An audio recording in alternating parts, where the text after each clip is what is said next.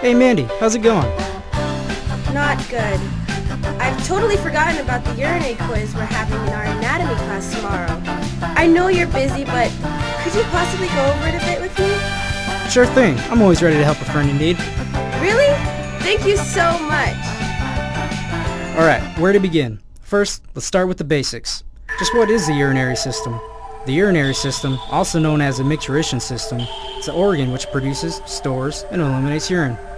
The urinary tract is built of the following: 2 kidneys, 2 ureters, the bladder, 2 sphincter muscles, and a urethra. Hey, I've got a great idea. Why don't you meet all of them? What? Roll call! Kidneys, ureters, bladder, sphincter, and urethra. Come on out! What's going on? No need to be afraid. They're just here to give you a better picture of what your urinary tract looks like. Oh, alright then. Wait, who's that there? In the trench coat? Hey, good question. I don't recognize that little fellow either. Hey buddy, how about taking off that coat and showing yourself?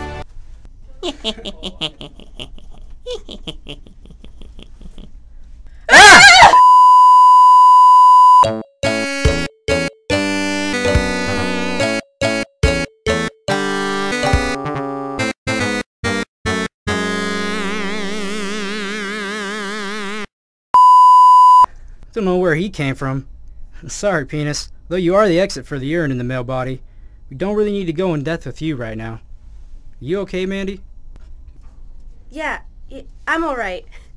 Sorry you had to see that. He just wanted attention. That is so like him. Anyway, back on track. Let's start with the kidneys. These little guys are bean-shaped and located near the spine below the ribs.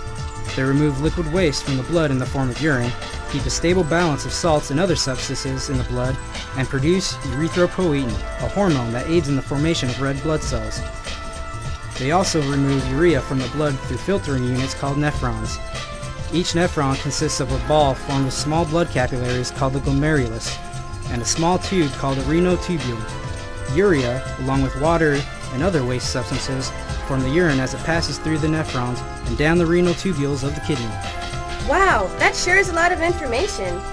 Yeah, it is. I'll leave these notes up a little longer to make sure you've got them down. That means you guys.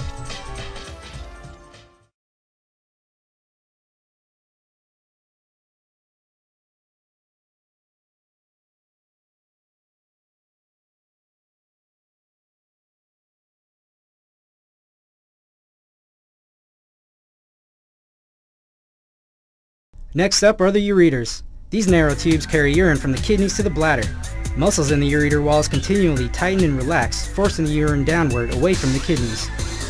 About every 10 to 15 seconds, small amounts of urine are emptied into the bladder from the ureters. If urine backs up, a kidney infection can develop, so it's very important that no urinary accidents occur down the ureter highway.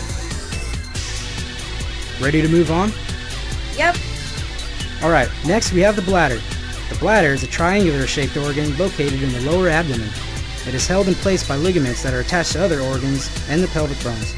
The bladder's walls relax and expand to store urine, and contract and flatten to empty urine through the urethra. A healthy adult bladder can store up to 2 cups of urine for 2 to 5 hours. Of course, if one ever needs to urinate, it should always be done as soon as possible. Holding it in for too long is not good at all. These next guys have a small part in my lecture, but like every other organ in the urinary tract, they've got an important one.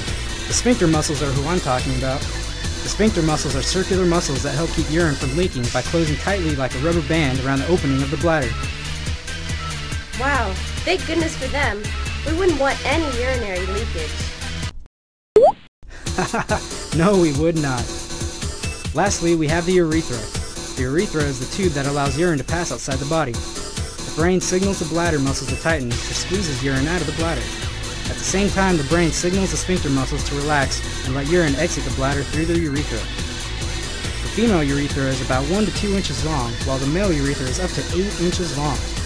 Also, the male urethra is made of 3 parts: the prostatic, membranous, and the spongy urethra.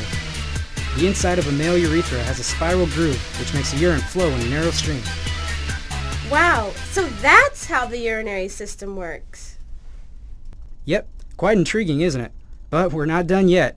Now we'll learn about infections that could arise in the urinary system. and I know just the show to help us out. Bobby, I got propane in my urethra. Welcome, ladies and gentlemen, to this week's episode of Vicious Virus. Today we'll be discussing problems in the urinary system. Oh no! Oh yes! Let's start with kidney stones. Kidney stone is a name used referring to stones or calculi in the urinary system. These stones form in the kidneys and can be found anywhere in the urinary system. While they vary in size, some stones will cause more pain than others. And how do you treat it? You remove the stones to prevent any further infection and to prevent recurrence. Both non-surgical and surgical treatments may be used. Nothing happened.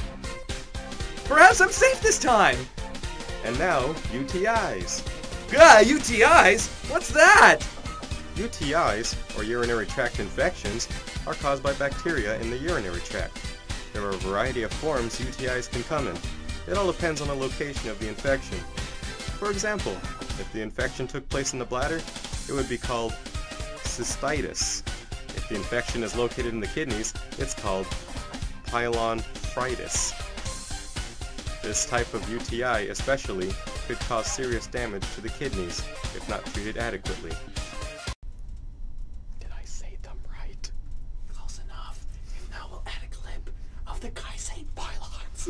Why are we whispering? I don't know. Anyway. Should I stop the recording? Okay, keep on going.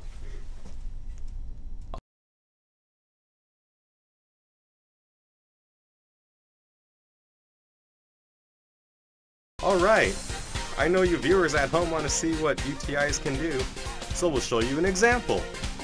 What?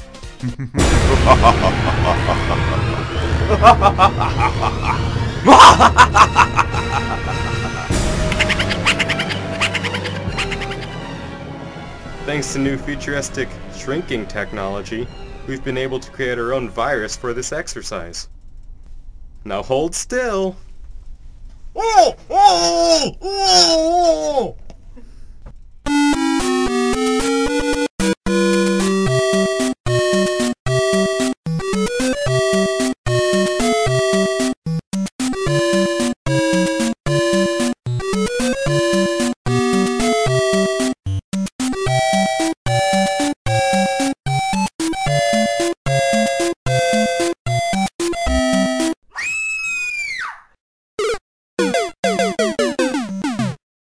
Well, there you go, folks. That's all the time we have for today.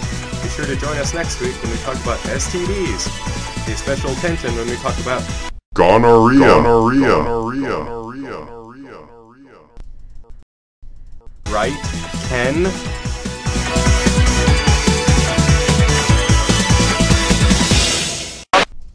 Wow,